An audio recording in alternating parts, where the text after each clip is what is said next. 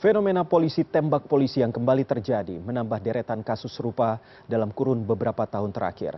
Mulai dari pembunuhan Brigadir Joshua yang diotaki atasannya Verdi Sambo hingga terakhir yang menimpa AKP Ulil di Solok Selatan, Sumatera Barat. Ironis memang, polisi sebagai aparat penegak hukum justru terlibat baku tembak. Lalu bagaimana media melihat fenomena ini? Saya akan membedahnya dalam editorial view bersama redaktur pelaksana cnnindonesia.com, Suryanto. Halo, selamat malam Mas Suri, apa kabar Mas Suri? Selamat malam Iqbal, kabar baik Iqbal. Baik, Mas Suri, langsung saja ini beberapa hari ini media banyak mengangkat soal deretan kasus terkait soal polisi tembak polisi, termasuk cnnindonesia.com. Kalau tidak salah sejak 2019 ada 7 kasus yang jadi sorotan publik. Nah, respon Anda terkait fenomena ini seperti apa? Ya, sebenarnya sama seperti publik pada umumnya, media juga kaget lah dengan adanya kasus yang terus berulang seperti ini, Iqbal. Karena kan kita tahu bagaimana kasus Sambo itu sangat mengagetkan publik.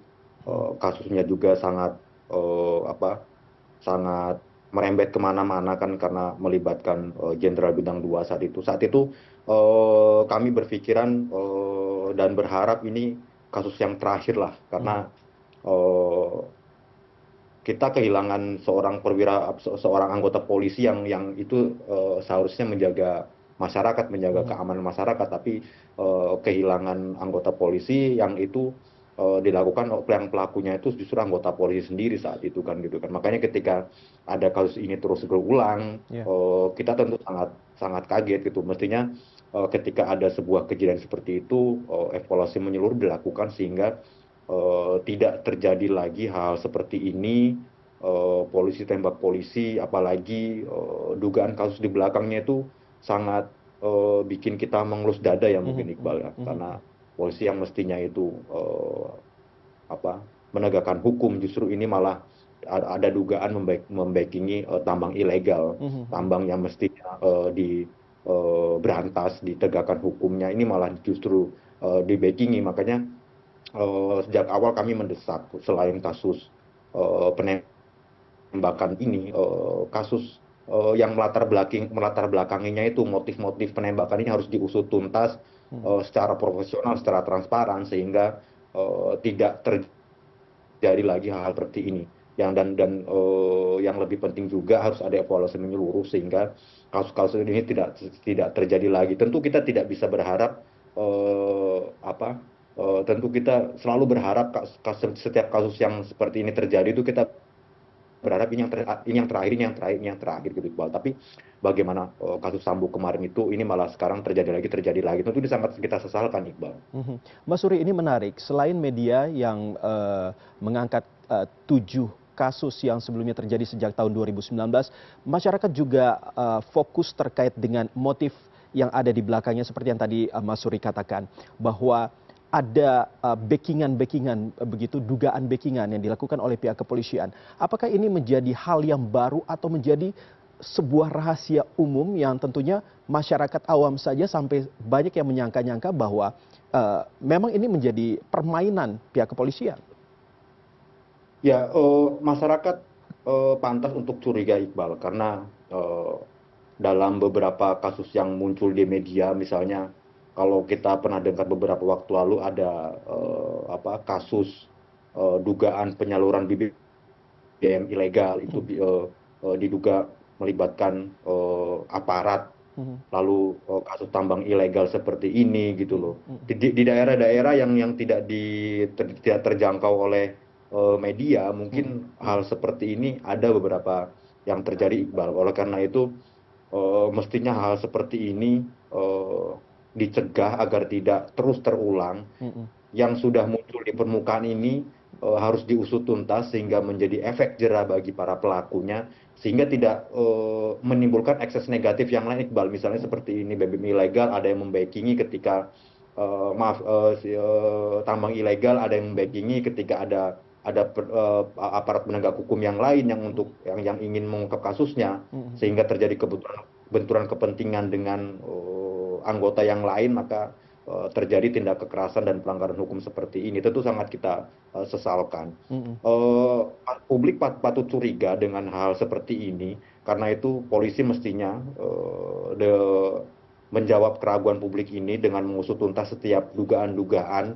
Kalau memang di lapangan ada oknum-oknum petugas yang bermain, apakah itu membackingi BBM ilegal, lalu tambang ilegal seperti ini, itu memang sepatutnya harus dijawab tuntas oleh polisi dengan melakukan penegakan hukum secara transparan dan profesional, Iqbal. Jangan sampai publik kalau makin curiga karena kalau misalnya ada kasus-kasus seperti ini baru muncul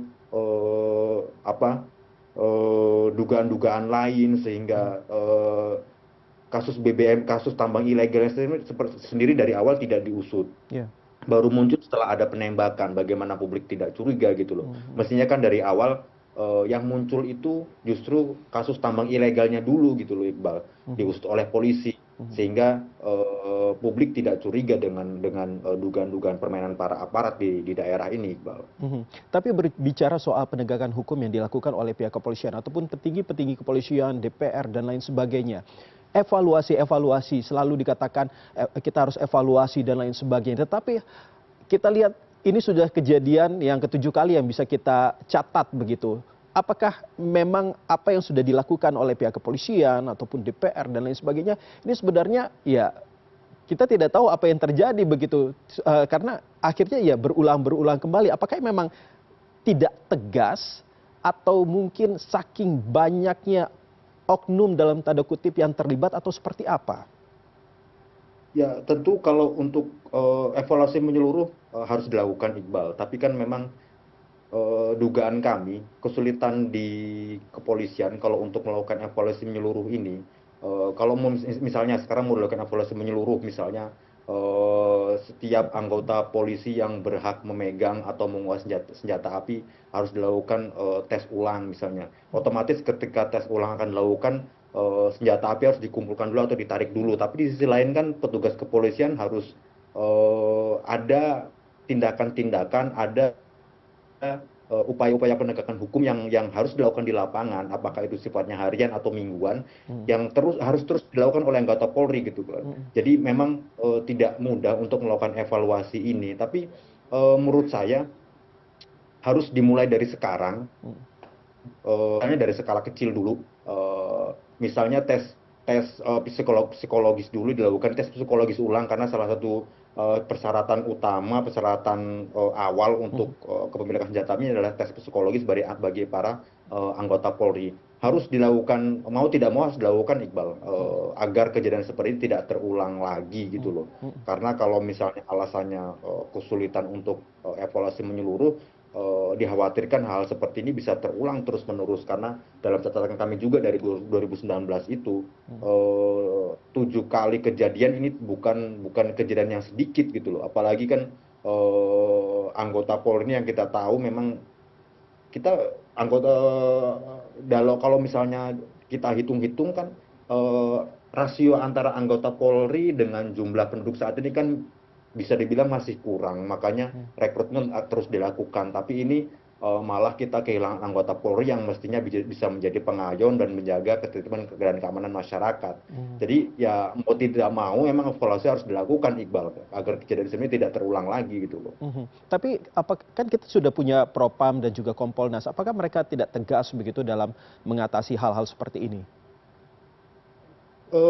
Sifatnya kan pengawasan kalau Kompolnas itu, Iqbal, jadi tidak bisa dilakukan serta-merta. Untuk Propam juga kan itu upaya bentuknya penegakan hukum terhadap para anggota Polri yang melakukan pelanggaran gitu loh. Jadi kalau untuk pemilikan senjata api itu ada di bawah kewenangan Kabaharkam, Kepala Badan Pembinaan Keamanan untuk kepemilikan senjata api. Jadi ya memang harus dari Kabaharkam sendiri atau dari Baharkam sendiri yang melakukan evaluasi ini, Iqbal.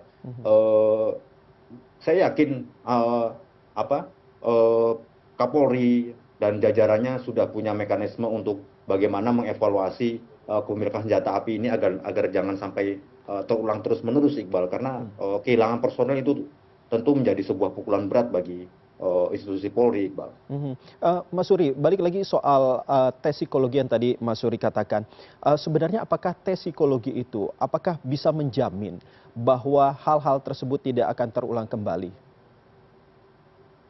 Kalau secara saintifik tentu iya Iqbal, tapi begini, mungkin tes psikologis ini tidak perlu sekali dilakukan, tapi harus secara berkala dilakukan. Saya kurang paham juga Hmm, apakah tes psikologi secara berkala ini sudah dilakukan oleh polisi atau tidak. hmm, Tapi eh, ini mesti dilakukan gitu loh, secara hmm, berkala. hmm, hmm, Ketika memang anggota Polri yang secara psikologis itu tidak memenuhi persyaratan, ya memang harus harus ditarik gitu loh, hmm, kepemilikan senjata apinya ini. Jangan sampai hal seperti ini tidak terulang lagi. hmm, Kalau memang aturan yang selama ini memang dianggap sudah kurang sesuai, ya memang harus ada metode baru untuk melakukan tes atau uji psikologis untuk kepemilikan senjata api ini, Iqbal. Jadi memang karena senjata api itu kan senjata yang mematikan, iya. jadi ya memang harus secara mutlak kepemilikannya itu memang harus sangat ketat gitu loh. Jangan Hmm, sampai pengguna senjata api yang mematikan ini dipegang oleh tangan yang salah atau orang yang salah, sehingga bisa memicu tindakan-tindakan pelanggaran hukum yang menghilangkan nyawa orang, Iqbal gitu loh. mhm. Terakhir Mas Surya, apakah media yakin bahwa dengan adanya kejadian ini Kompolnas sudah turun dan lain sebagainya, pastinya evaluasi juga akan segera dilakukan secara menyeluruh. Apakah yakin bahwa ini menjadi kejadian terakhir? Eh, Kalau kami sendiri sebelum ada tindakan nyata dari Polri untuk melakukan evaluasi menyeluruh, tentu kami masih meragukan ya. Hmm, Kecuali setelah ini ada sebuah evaluasi menyeluruh yang dilakukan oleh Kapolri dan jajarannya.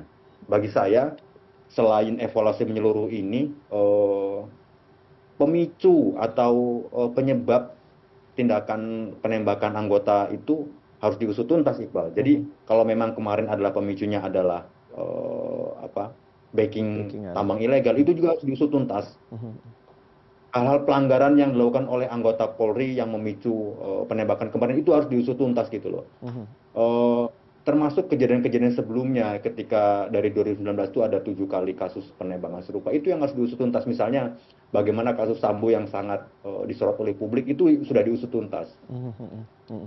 Pemicunya seperti apa. Hal seperti itu juga harus diusut tuntas agar agar tidak terulang lagi kejadian serupa gitu loh, Iqbal. Baik. Jadi Mhm. selain kasusnya, evaluasi menyeluruh, juga pemicunya itu harus diusut tuntas sampai ke akar-akarnya gitu, Iqbal. Baik, kita tunggu sama-sama bagaimana langkah tegas dari Kapolri dan juga jajarannya untuk bisa mengungkap kasus ini dan hal ini tidak terjadi kembali. Mas Suryanto, Redaktur Pelaksana CNN Indonesia.com, terima kasih sudah berbicara dengan kami malam hari ini.